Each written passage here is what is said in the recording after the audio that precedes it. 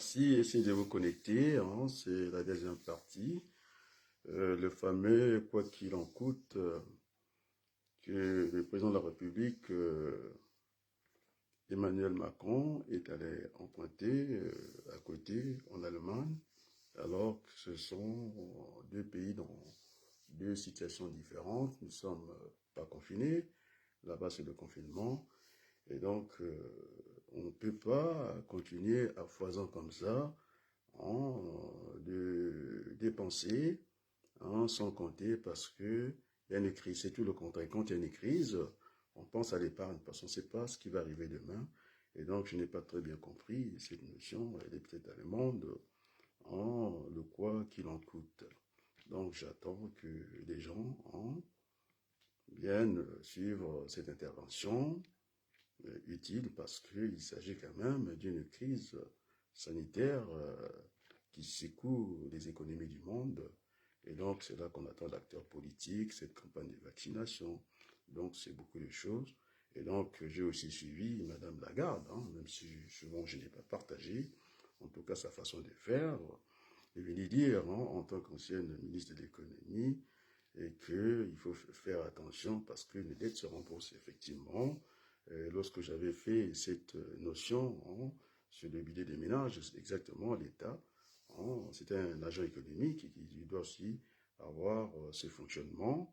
C'est-à-dire, j'avais dit que la première partie des revenus, ça pouvait être le salaire. Il faut, au niveau des ménages, introduire le crédit.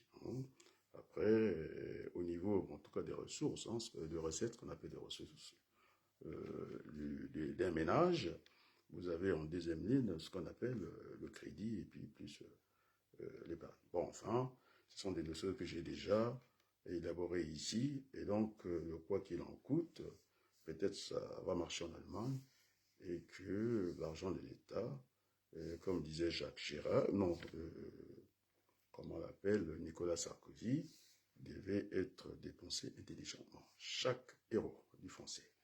Et donc, maintenant qu'on a pris une option, c'est ce que j'avais indiqué, et que nous avons trop calé, en tout cas on n'attend que des chiffres, alors qu'on sait que nous, statisticiens, on peut très bien faire dire n'importe quoi un chiffre. Donc, ce sont des idées reçues, et donc, comme disait le prix Nobel de l'économie, qui avait enseigné, le nom m'échappe un peu, Strauss-Kahn, qu'il fallait calculer avant de s'avancer dans des jugements de valeurs comme ça. Et donc, vous êtes attendu à mon intervention. Merci de la faire partager. Donc, je mets le générique que j'ai choisi, un jeu de générique pour m'accompagner dans cette campagne que j'entends vraiment apaiser.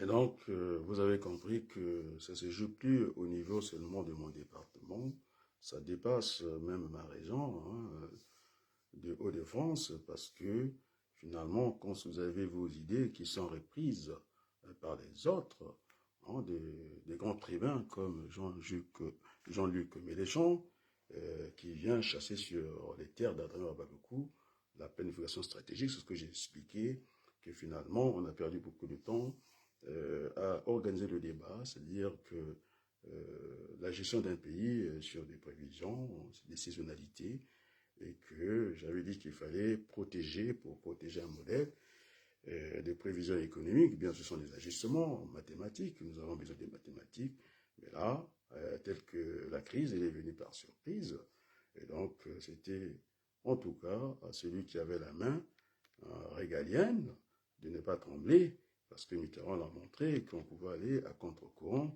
Il faisait allusion aux poissons qu'on appelle le saumon, et donc c'est là qu'on retrouve l'homme politique.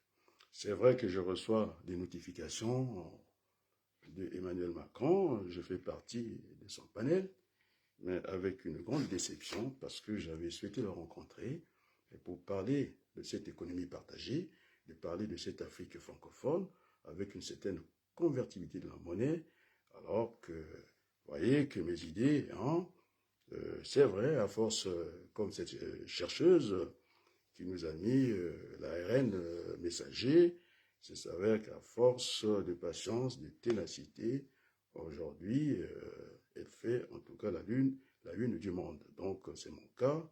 J'avais déjà été, je pense que mes idées ont été toujours reprises. Quand je suis à 100 vues, vous avez de l'autre côté François Hollande qui ont fait le paquet. Quand je parlais de cette économie partagée, pas très longtemps, Pierre Laurent, le sénateur communiste, il est venu dire de ce fonctionnement un peu ambigu. Mais en temps de crise, en tout cas, la France, hein, avec la francophonie, avec le franc CFA, qui est là, hein, c'est un instrument de décision ou de domination, on peut dire les choses comme ça, sans faire la langue de bois. Et donc, Pierre Laurent, il est venu sur ça au Sénat, et déposer quand même je ne sais pas, de refus, quelque chose comme ça. Et donc, l'idée a pu faire son chemin. Et donc, voilà les marchés de demain pour la France. Je ne suis pas contre la Chine ou les Chinois, et telles que les situations se passent en Afrique. La France, non, l'Afrique a besoin de la France, et la France aussi a besoin de l'Afrique. Voilà. Et moi qui sera l'élu de demain, c'est par là que nous aurons, d'ailleurs, c'est Laurent Fabius qui le dira, lorsque il va quitter, en tout cas, l'hôtel AC, c'est-à-dire l'Assemblée nationale. Il se commence à s'ennuyer au perchoir. Et donc, dans le gouvernement, je pense qu'il va prendre le ministère des Affaires étrangères. Il va demander que le commerce extérieur soit rattaché au ministère des Affaires étrangères. Donc, on a pris des mauvaises habitudes en tant que député ou sénateur. Le job devient simplement d'aller voter des lois. Et puis les lois, d'ailleurs, il y a une multitude de pliades de lois. Des fois, on a du mal à s'en servir. Donc, voilà, l'élu nouveau doit être aussi vers P.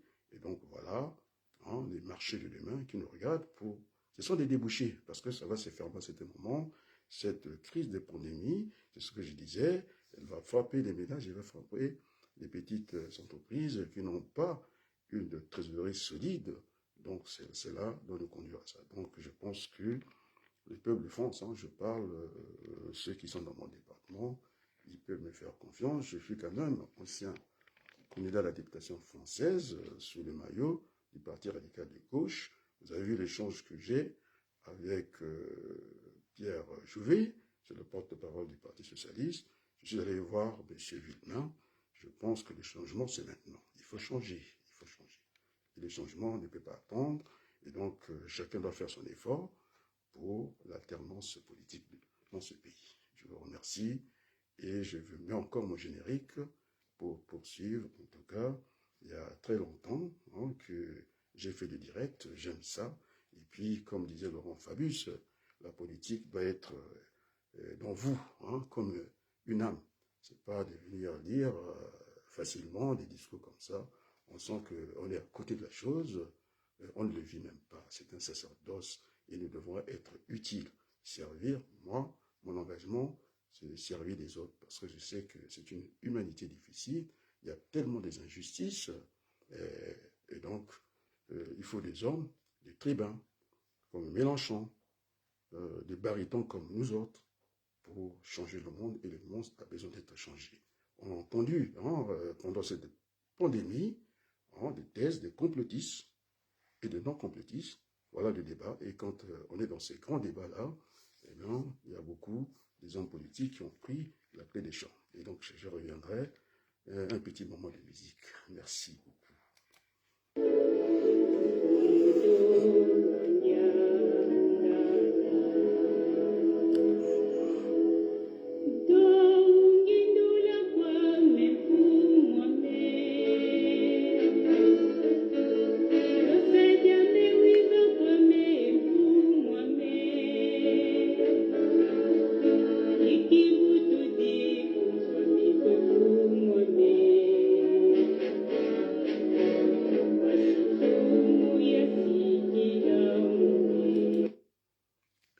ce matin, le quoi qu'il en coûte, hein, on ne peut pas dépenser l'argent public indéfiniment comme ça. Je pense que j'avais dit que nous, en gestion, nous avons l'habitude de croiser des crises. Je parlais dans la gestion des stocks, on va dire dans la logistique, que finalement, lorsque vous avez cette contradiction à gérer, vous faites des approvisionnements, c'est-à-dire des achats avec ce que ça suppose, le coût, hein. À un certain moment, vous changez de stratégie, peut-être acheter des camions entiers, et bien on voit deux droites qui se croisent, formant une parabole, et donc il faut aller chercher ce coût d'équilibre. Donc nous avons hein, cette pandémie, la Covid-19, et qui progresse à une certaine vitesse. C'est là où j'ai vu hein, Jean-Luc Mélenchon, en disant pas le mot français, pour comprendre ça, il a parlé de roulement, j'avais parlé c'est le même synonyme de rotation. Donc quand on dit roulement, c'est rotation. Et que j'avais dit que depuis très longtemps, à haute voix, d'ailleurs à plusieurs vidéos, en tout cas les débats ouverts, je parle à haute voix, s'il y a le moindre doute que je n'avais pas insisté, aujourd'hui j'en suis très heureux, c'est un devoir du sentiment accompli, et quand on voit que le gouvernement n'a pas tremblé, et a voulu un peu prendre aussi, parce que c'est son rôle aussi de prévoir le prévu et l'imprévu. Donc c'est ça le rôle du gouvernement, de prendre un certain nombre de risques. C'est comme un peu quand je vois des magistrats, je ne sais pas une critique, elle est constructive d'ailleurs, il ne vaut pas le tort partagé. Alors qu'il y a forcément un qui doit avoir tort, donc je ne suis pas dans ce genre de facilité. Et lorsqu'on arrive de responsabilité, donc lorsqu'on demande de juger, c'est de trancher. On ne peut pas y adhérer là, c'est vrai, il y a des causes de relations avec des causes à effet, hein, et puis on ne peut pas venir dire une sentence comme ça, il a tort, non, ça ne peut pas être comme ça, juger c'est trancher. Donc voilà, le quoi qu'il en coûte, c'est très bien quand on est en situation de repos, c'est-à-dire l'économie telle qu'elle était arrêtée.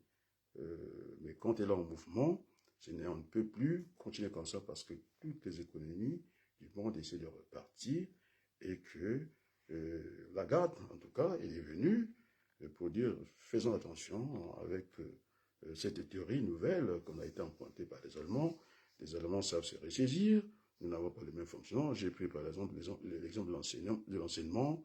Nous avons l'un des meilleurs ingénieurs du monde parce qu'ils sont pluralistes, pas très longtemps. D'ailleurs, ce matin, je disais à mes apprenants, lorsqu'on parle de CAP en France, que ce soit de plomberie, que ce soit de gestion de, je sais pas, de gestion de stock, de boulangerie, de tout ce que plomberie, en tout cas, la formation de base, c'était la formation générale et la même. Bon, maintenant, c'est la spécialité, c'est ça aussi dans la culture française, cette exception. Et donc, on n'a pas à aller mélanger les modèles, un modèle qui est en repos et puis un modèle qui est en mouvement parce que nous ne sommes pas confinés, ils sont confinés. Et donc, je ne sais pas comment on a pu faire ces raccourcis-là, de quoi qu'il en coûte, mais je dois dire que l'économie n'est plus à repos, les économies sont en mouvement, et donc on doit faire attention à la dépense de l'argent public, de l'argent du peuple français.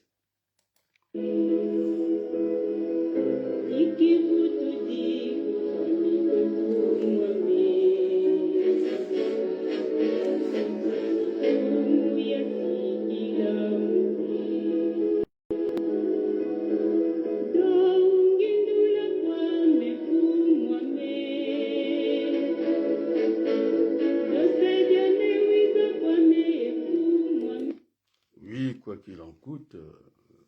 Et donc, je disais que finalement, il faut que nous parlons sur des retraites, hein, parce que ça fera partie du débat politique. Je disais, celle qui était par répartition, c'est vrai qu'elle a trouvé ses limites avec le progrès de la médecine. Hein, la vie s'est allongée, c'est ce que Hollande, même si je n'apprécie pas, que la vie s'est allongée, qu'il fallait travailler un peu plus, c'est parce que on risque de se retrouver pour être actif, pour deux inactifs. Et c'est là où est venue l'idée, je pense, que des bords baladures, d'aller vers cette capitalisation. J'ai demandé à un ami qui avait travaillé avec moi dans les sociétés commerciales, et à un certain moment, pour, semble-t-il, de quitter, il fallait aller acheter certains points. Alors, quand il a fait le calcul, l'arithmétique, entre ce qu'il devait débourser pour rattraper quelques points par cette capitalisation, il a préféré, en tout cas, tirer la clé des chambres, c'est-à-dire déclarer forfait, c'est pas la peine. Je préfère me contenter de ce peu. Donc voilà, des débats d'avenir, ce sont ces débats-là, des débats de fond.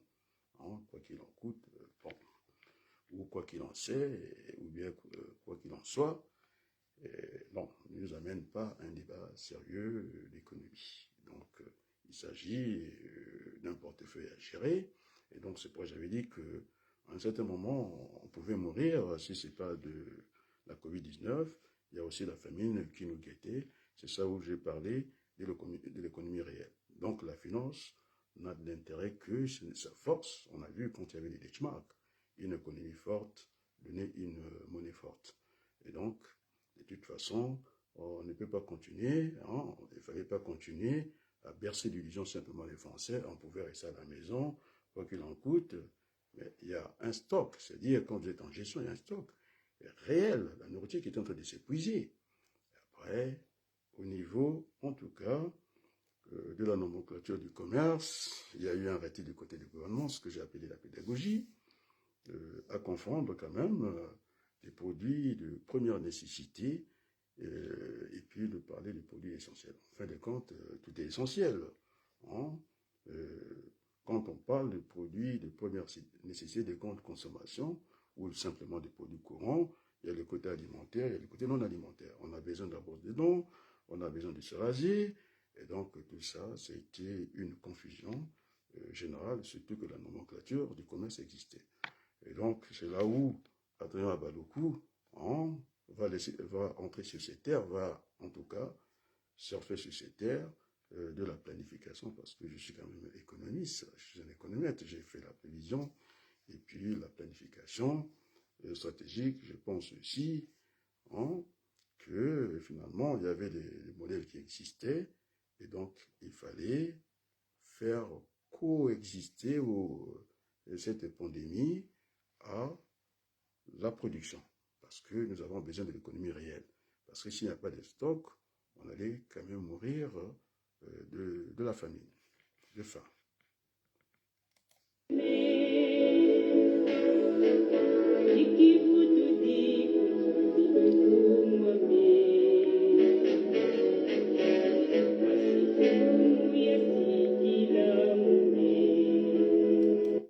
Donc, je remercie quand même le président Guillaume et Pascal Célan, hein, son directeur de cabinet, qui nous ont fait énormément confiance. Nous sommes un trinôme au niveau du parti radical de gauche. Je pense à Aïcha, je pense à Grégory, je pense aux Alsaciens comme Robert. Ils me regardent. Et donc, nous devons aller au combat dans l'unité. Hein. C'est pourquoi j'ai dit qu'il fallait mettre le curseur à gauche. On a vu le déplacement que j'ai pu faire en mairie pour aller rencontrer Jean-Paul Villemain. Non, oui. Oh là là, Jean-Claude Villemain. Je pensais à l'autre Jean-Paul, mais enfin, je parle de Jean-Claude Villemain, je suis allé le rencontrer. Il m'a fait rencontrer son adjoint. Et donc, nous avons discuté des questions de politique, de mettre le curseur à gauche. Donc, voilà, je suis dans cette mouvance-là. Et bien, nous sommes prêts. Je disais que Macron est parti d'un garage pour avoir un parti, aujourd'hui majoritaire. Et donc, rien n'est perdu. En tout cas, comme disait toujours Mitterrand, soyez patients, les Français auront besoin de nous.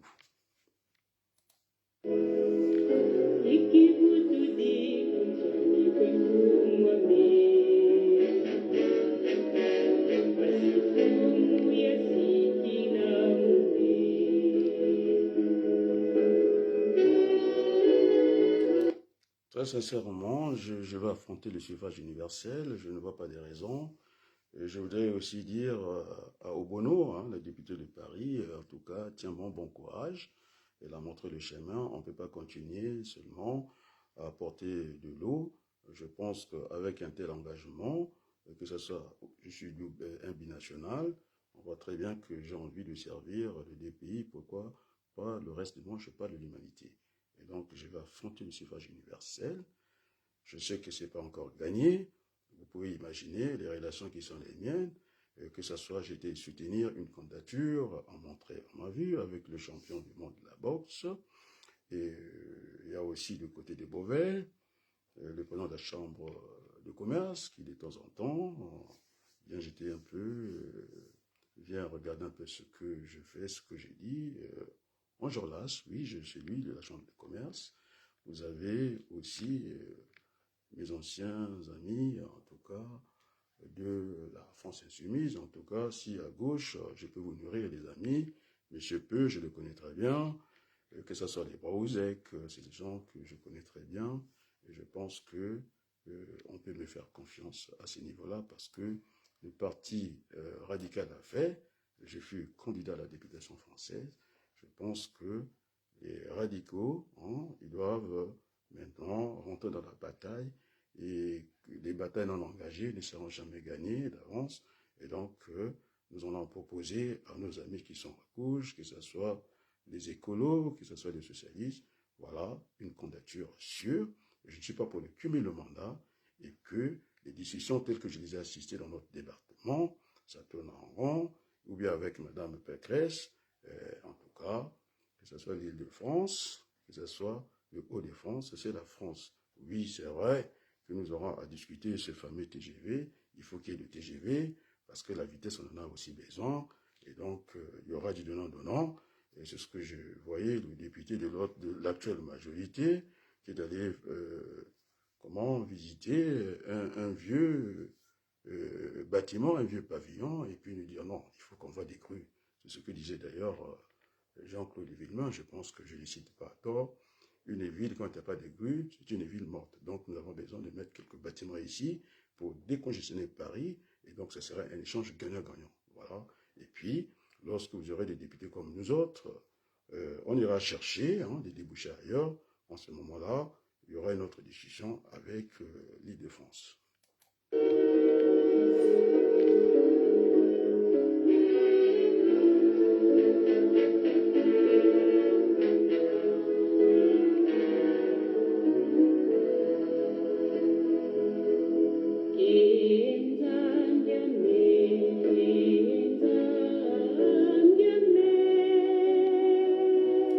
Donc, je peux rassurer les Français, il n'y a pas à avoir cette peur, oui. Je pense que ceux qui travaillent avec moi me font largement confiance. Vous avez des amis qui sont venus vous dire ici, c'est un homme, en tout cas, déterminé. Quand il est envie d'arriver à quelque chose, il s'en donne les moyens. Et donc, je ne vois pas, ici, Paris, on est la banlieue de Paris. J'ai vu, en tout cas, Obono, franchir le suffrage universel. Et donc, je demande au peuple de Hauts-de-France, il peut faire confiance pour changer les choses. Parce que là, on ne voit pas les hommes politiques du Marais-Jean. Il n'y a ni baryton, ni ténor. Il y a M. Xavier qui fait d'une élection cumul de mandats. Au lieu d'aller faire des primaires dans son parti, qu'est-ce qu'il a dit? Eh bien, c'est trop facile. Il croit que les choses sont déjà intactes. Les choses, c'est-à-dire, ne vont pas bouger. Il fait d'une élection régionale, sans plébiscite, pour aller vers une élection présidentielle. Je pense que ce n'est pas sérieux. L'homme politique doit être sérieux. C'est ça, parce qu'on nous a appris qu'on ne peut pas gouverner un pays par les mensonges, on ne peut pas gouverner un pays par la peur, et les Français ont besoin d'avoir cette confiance-là. Parce que s'il n'y a pas confiance, on ne peut pas faire le reste.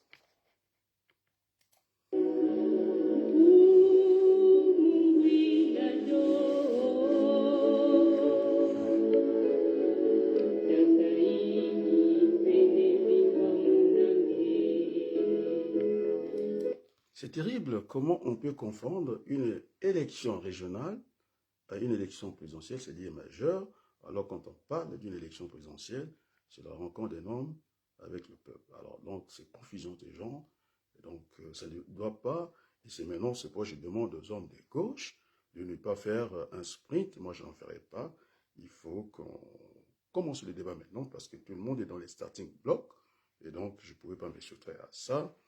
On a vu depuis le début de la pandémie, c'était dur pour tout le monde, comme disait Pelou, tout le monde a eu peur de cette maladie. En certain moment, la médecine ne connaît rien en certain moment, on connaît la maladie, et donc la prise en charge, disait Pelou, je le cite, c'est vrai que je fréquente les milieux médicaux. Alors, à un certain moment, la prise en charge n'est pas la même. On connaît un peu mieux la maladie, on sait comment faire. Donc, je parle de la prise en charge. Donc, il ne faut pas faire peur aux Français. Donc, là, heureusement qu'on ait écouté en haut lieu et qu'il fallait quand même faire tourner cette économie. J'avais parlé du modèle, que l'autre est venu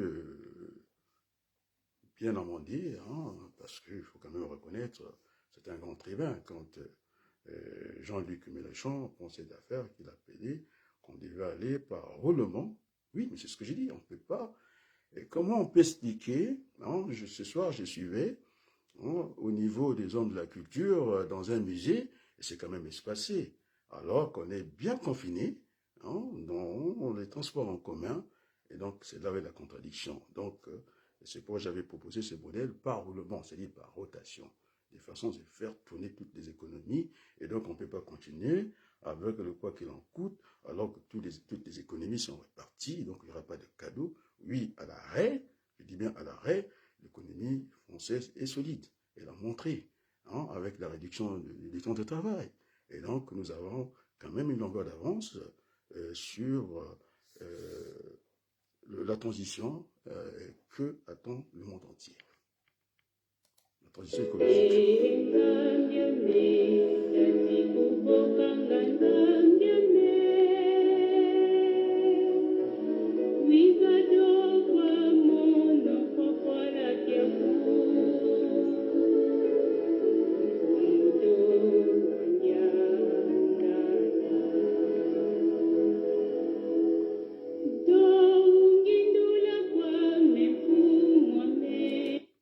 Pour l'ancien cadre du Parti socialiste que j'étais, je me rappelle ce meeting de Lille. On était avec le Georges Sali.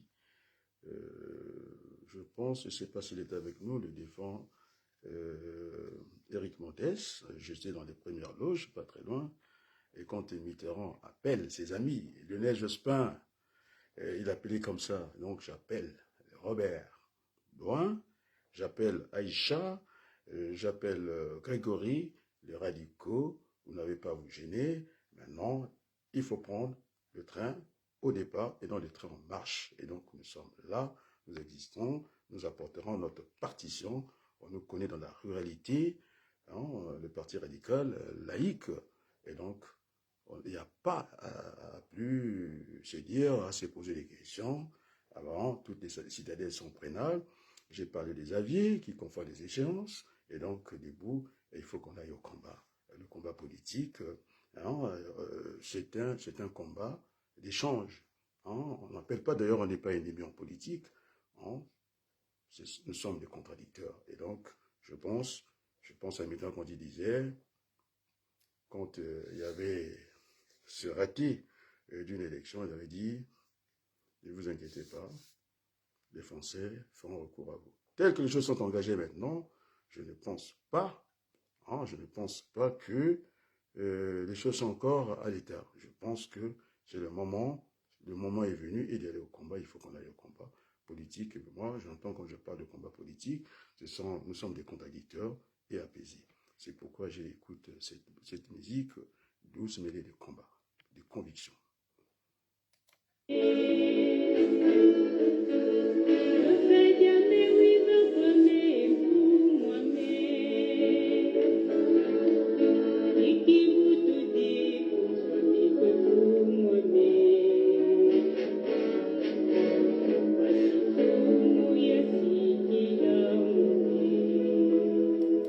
Je sais que la politique ne connaît qu'une seule logique, le rapport de force.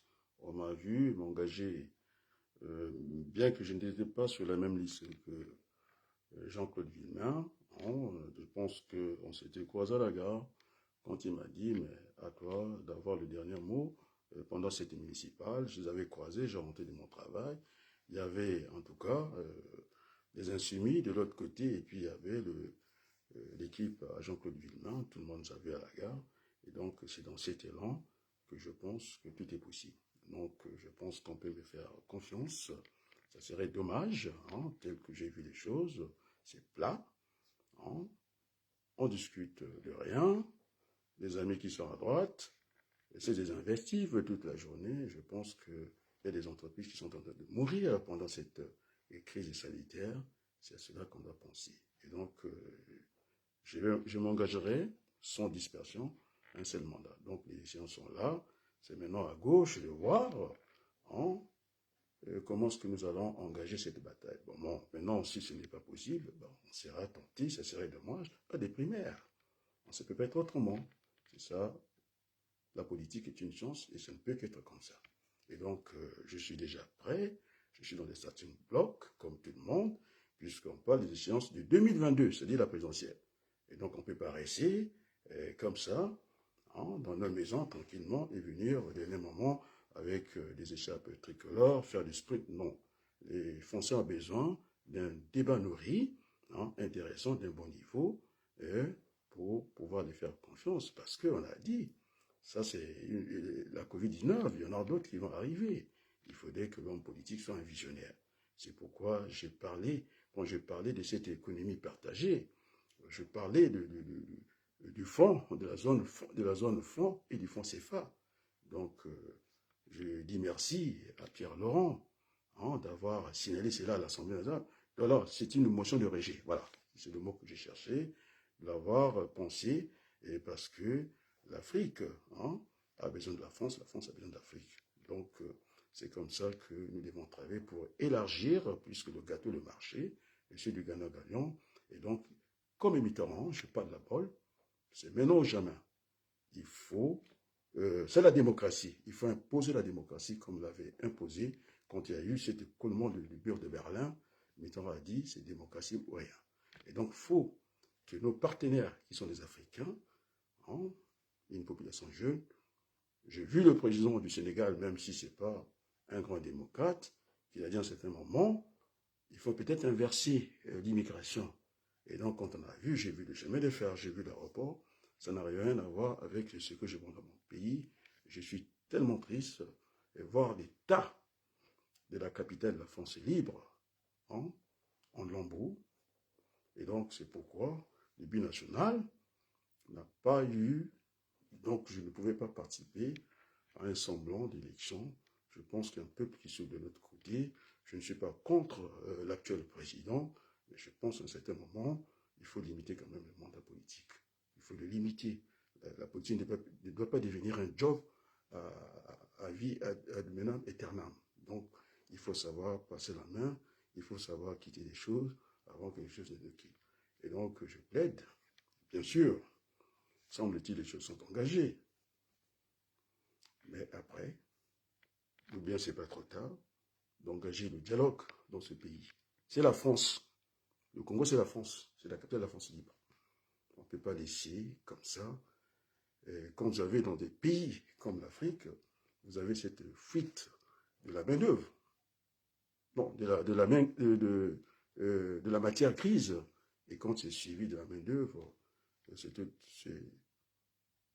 un écroulement des pays. Et donc, je disais que pour maintenir une certaine croissance, une certaine harmonie, une certaine lucidité dans la pensée, et quand vous vendez le pain, vous êtes sûr demain de revendre le pain, et lorsque on vend les armes, on en tient un peuple, après, il n'y a plus rien. Donc voilà, mon engagement, c'est celui-là. Je mets encore la musique et pour continuer ce débat.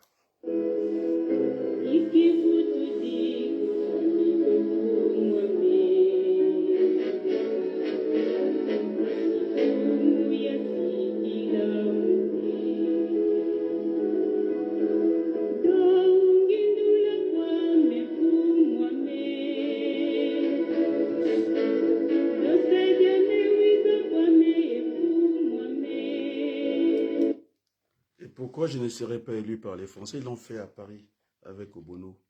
Et pourquoi ils ne le feraient pas dans le Hauts-de-France? Oui, je suis parmi les ténors.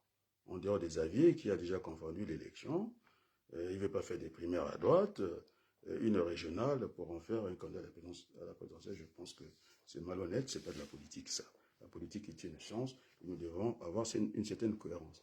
C'est pourquoi je disais que je reviens, puisque le sujet aujourd'hui est de quoi qu'il en coûte, mais il faut aussi, dans ce quoi qu'il en coûte, de penser aussi de l'autre côté de la Méditerranée. Nous avons besoin de vivre en paix. Hein? L'humanité a besoin de paix. Et donc, je serai ce candidat idéal qui saura défendre, en tout cas, les intérêts de la France et les intérêts de ceux qui sont nos amis, les francophones, qui sont des francophiles, c'est-à-dire qu'ils aiment la France. Et donc, ils sont morts pour ces pays pour que vive la démocratie. Et donc, un retour d'ascenseur ne serait pas une mauvaise chose.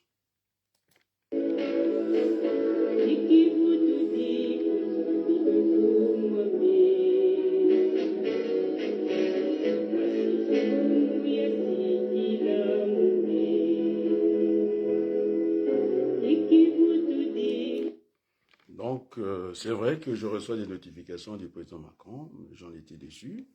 Je n'avais pas voté Marine Le Pen, il n'en était pas question.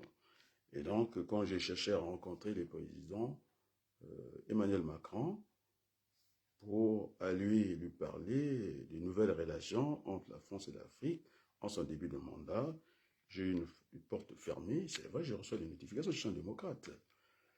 C'est une déception. Hein, une grande déception. Je n'ai pas compris pourquoi je n'ai pas été reçu. Et pourtant, hein, je suis un ancien candidat à la députation française, quelqu'un qui connaît le terrain d'Afrique. Hein, et la France a tout à fait sa place. La France a sa place. Vous arrivez dans ce pays, vous avez des aéroports sans avion, des ports sans bateau, des hôpitaux sans médecins. La liste est longue, la liste est longue. Et donc la France a sa place. Je disais bien que l'homme politique ne peut qu'avoir des amis. Et donc la Chine, il n'est pas dit que, au vu de ce qui se passe là-bas, quand vous avez un pays, hein, je ne parle même pas des Pays-Bas, vous avez la mer au-dessus, non, le fleuve en bas, et la terre au-dessus, vous avez quand même des inondations. Alors là, ça m'interpelle, alors qu'on pouvait bien faire des canalisations, c'est-à-dire des égouts, hein, des bassins de rétention pour capter l'eau. Alors, je pense que la France a sa place en Afrique francophone. Il ne faut pas qu'on nous fasse ce repos-là. Il y a un sentiment anti-français, c'est pas vrai. Il n'y a pas de sentiment. Le peuple français, je le connais. J'allais faire une campagne dans le cadre de la dictation française. C'est là où je disais que je ne pouvais pas être battu à Brazzaville, capitale de la France libre. Eh bien, c'était retenu, hein, qu'il fallait, au journal télévisé, hein, qu'il ne fallait pas tourner le dos à l'histoire. Et donc, la France n'a pas tourné le dos à l'histoire. L'Afrique qui a toujours aimé la France.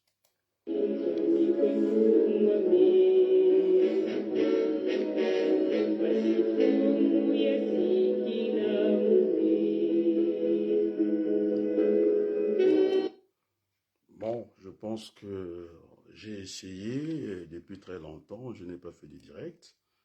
Je pense qu'il faut terminer par cette pensée que la France n'a pas à tourner le dos à l'Afrique, bien au contraire.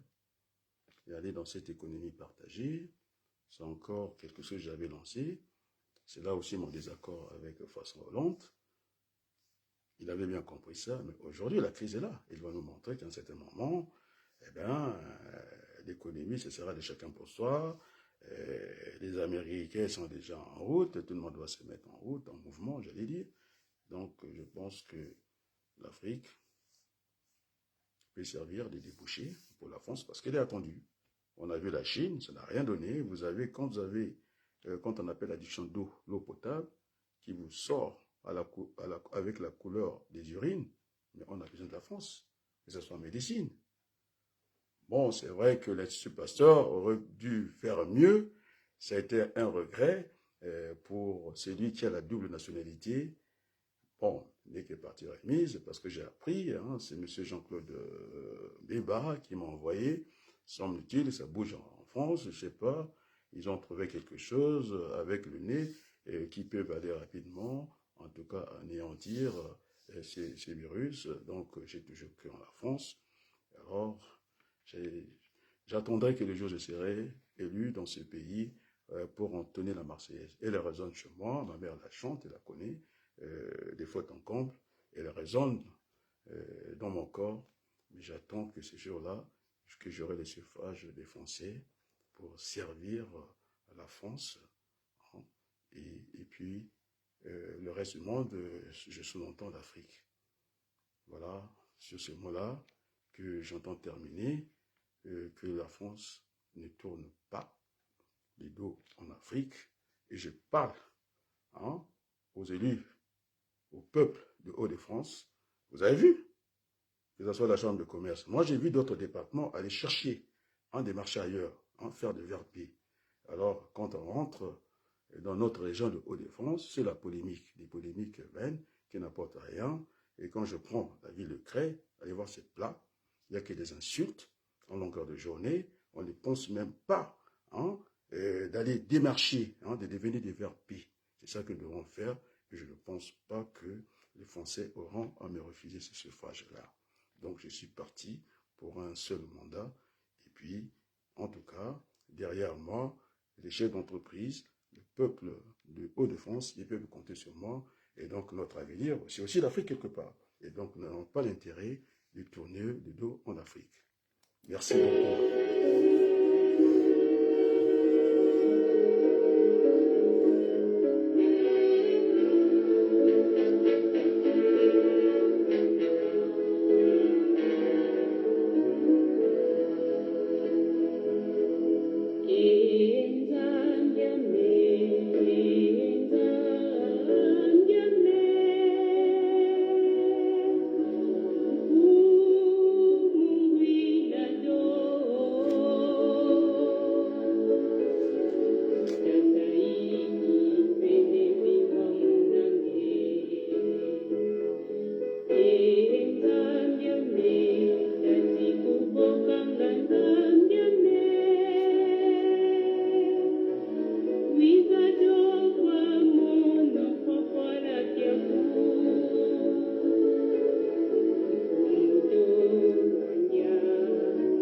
Merci beaucoup.